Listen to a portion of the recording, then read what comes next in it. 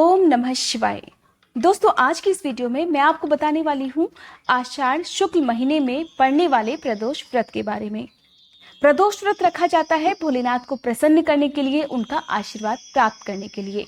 और प्रदोष व्रत का दिन बहुत ही खास होता है उन लोगों के लिए जिनकी कुंडली में किसी भी प्रकार का कोई दोष होता है।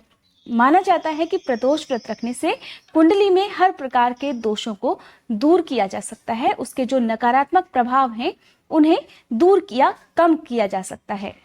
तो इस बार का जो प्रदोष व्रत है वो बहुत ही खास होने जा रहा है, क्योंकि जया पार्वती व्रत भी इसी दिन से प्रारंभ हो रहा है।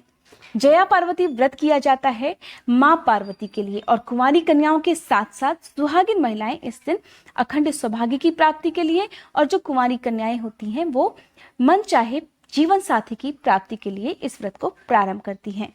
तो दोस्तों, आषाढ़ महीने के जो शुक्ल पक्ष में आने वाला प्रदोष व्रत है वो इस महीने का आखिरी प्रदोष व्रत भी होगा, और इसके बाद से सावन का महीना, जो कि भोलेनाथ को बहुत प्रिय होता है, प्रारंभ होने जा रहा है। इसीलिए ऐसे में जो भी भक्त प्रदोष व्रत रखना चाहते हैं उन्हें सावन के महीने से अपने प्रदोष व्रत प्रारंभ कर लेने चाहिए।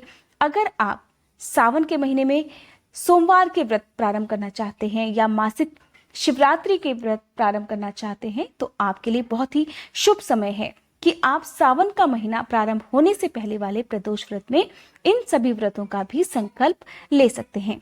तो आइए दोस्तों, सबसे पहले जान लेते हैं कि आषाढ़ शुक्ल महीने में पड़ने वाला प्रदोष व्रत कौन सा है, कब से लेकर कब तक त्रयोदशी तिथि रहने वाली है और प्रदोष काल का शुभ समय क्या रहने वाला है।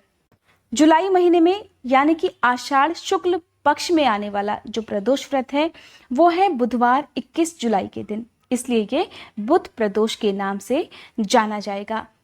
21 जुलाई बुधवार के दिन त्रयोदशी तिथि प्रारंभ हो रही है शाम 4:27 से, और यह तिथि समाप्त होने वाली है 22 जुलाई गुरुवार के दिन दोपहर 1:33 तक।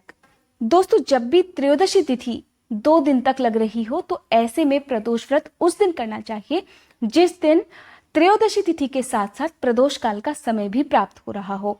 तो इस तरह से 21 जुलाई बुधवार के दिन प्रदोष काल का समय भी प्राप्त हो रहा है। और अगर हम बात करें 22 जुलाई गुरुवार की, तो इस दिन जो त्रयोदशी तिथि है वो दोपहर में ही समाप्त हो रही है, उसके बाद से चतुर्दशी तिथि प्रारंभ हो रही है। इसलिए जो प्रदोष काल का समय रहेगा 22 जुलाई के दिन वो त्रयोदशी तिथि के अंदर नहीं आने वाला है, इसीलिए आपको 21 जुलाई बुधवार के दिन ही प्रदोष व्रत रखना चाहिए। अब बात कर लेते हैं 21 जुलाई बुधवार के दिन के प्रदोष काल के समय के बारे में। प्रदोष काल वो समय होता है दोस्तों जिस समय सूर्यास्त हो रहा होता है उससे 45 मिनट पहले का समय और सूर्यास्त के 45 मिनट बाद का समय। यही वो विशेष समय होता है जिस समय आपको प्रदोष व्रत की पूजा संपन्न कर लेनी चाहिए। प्रदोष व्रत के दिन आप शाम को चंद्रमा की पूजा करके और चंद्र दर्शन करने के बाद ही अपना व्रत खोले, ऐसा विधान प्रदोष व्रत के अंदर आता है। अगर आप प्रदोष व्रत रख रहे हैं तो आपको इस दिन के सूर्योदय और सूर्यास्त के समय की जानकारी भी होनी चाहिए।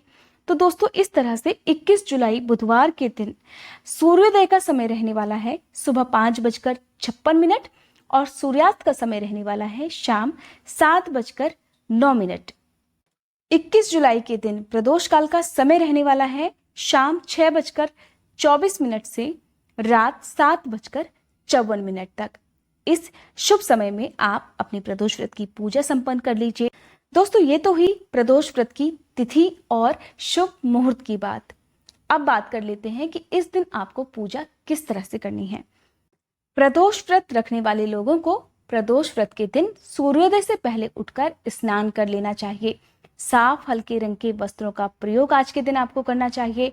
सफेद रंग के वस्त्रों का प्रयोग अगर आप पूजा करते समय करते हैं तो बहुत ही शुभ रहता है। अगर आप व्रत रख रहे हैं तो आपको सबसे पहले स्नान करने के साथ ही सूर्य देवता को अर्घ्य देना चाहिए, और फिर अपने व्रत का संकल्प हाथ में जल, पुष्प या फिर अक्षत लेकर जरूर करना चाहिए। किसी भी व्रत में संकल्प का बहुत ही महत्व होता है। अब आप अपने घर में भगवान भोलेनाथ की, माँ पार्वती की प्रतिमा अगर आपके पास है या फिर तस्वीर आपके पास है तो उसकी स्थापना कीजिए। भगवान भोलेनाथ के साथ साथ माँ पार्वती को फल फूल नैवेद्य अर्पित कीजिए। आप चाहें तो अपने आसपास जो भी शिव मंदिर है वहां जाकर भी पूजा कर सकते हैं। संकल्प लेते समय आप अपना नाम, अपने कुल का नाम और इसके साथ ही जो भी प्रदोष व्रत रख रहे हैं उसका नाम लेते हुए और अपनी मनोकामना दोहराते हुए संकल्प लीजिए।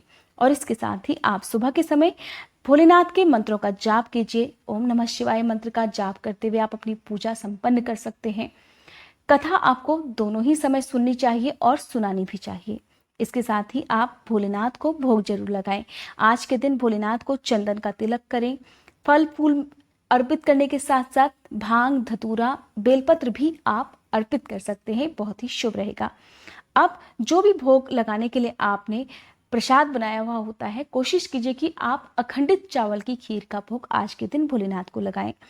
और अगर आपके लिए ऐसा संभव नहीं है तब आप दूध से बनी हुई कोई भी मिठाई का भोग भोलेनाथ को अर्पित कर सकते हैं। माँ पार्वती को आप श्रृंगार की सामग्री अर्पित कर सकते हैं। अगर आप विवाह से संबंधित परेशानियों के लिए प्रदोष व्रत रख रहे हैं तो आपको माँ पार्वती की पूजा भी भोलेनाथ के साथ साथ जरूर करनी चाहिए। इस तरह सुबह की पूजा करने के साथ साथ आप आरती कीजिए, भोलेनाथ से क्षमा याचना कीजिए और अपना व्रत प्रारंभ कीजिए। सारा दिन आप मन पवित्र रखते हुए, भोलेनाथ का ध्यान रखते हुए और अपनी मनोकामना पूर्ति के लिए उनसे सारा दिन प्रार्थना करते हुए अपना व्रत प्रारंभ कीजिए। शाम के समय प्रदोष काल प्रारंभ होने से पहले आप स्नान कर लीजिए, साफ शुद्ध वस्त्र धारण कर लीजिए और उसके बाद पूजा की तैयारी कीजिए। पूजा की तैयारी के लिए आपको मैं बता चुकी हूँ, उसी तरह से आपको पूजा करनी है। आप चाहें तो शिवलिंग का अभिषेक भी कर सकते हैं, शहद अर्पित कर सकते हैं। गंगा जल से अभिषेक करना आज के दिन बहुत शुभ रहता है। किसी विशेष मनोकामना की पूर्ति के लिए आज के दिन आप शिव पंचाक्षर स्तोत्र का पाठ जरूर करें। पंचाक्षर स्तोत्र है: नागेंद्र हाराय त्रिलोचनाय भस्मांगरागाय महेश्वराय नित्याय शुद्धाय दिगंबराय तस्मै नकाराय नमः शिवाय। इस स्तोत्र का जाप आप अपने हाथ में अखंडित चावल या फिर पुष्प लेकर करें और उसके बाद श्रद्धा के साथ स्तोत्र पाठ पूरा होने के बाद इन्हें भोलेनाथ के चरणों में अर्पित कर दीजिए और अपनी मनोकामना पूर्ति के लिए प्रार्थना कीजिए। आपकी मनोकामना शीघ्र पूरी होगी। तो दोस्तों, आपको अपने व्रत के दिन दान पुण्य जरूर करना चाहिए। किसी गरीब को भोजन कराएं, आप वस्त्रों का, जूते चप्पल का दान करें, सफ़ेद चीज़ों का दान आज के दिन आप कर सकते हैं और इसके अलावा आज के दिन किसी बैल को हरा चारा जरूर खिलाएं। दोस्तों, यह थी आज की वीडियो। अगर आप सुनना चाहते हैं बुध प्रदोष की कथा तो इसके लिए आप मेरी अगली वीडियो का इंतज़ार जरूर कीजिएगा।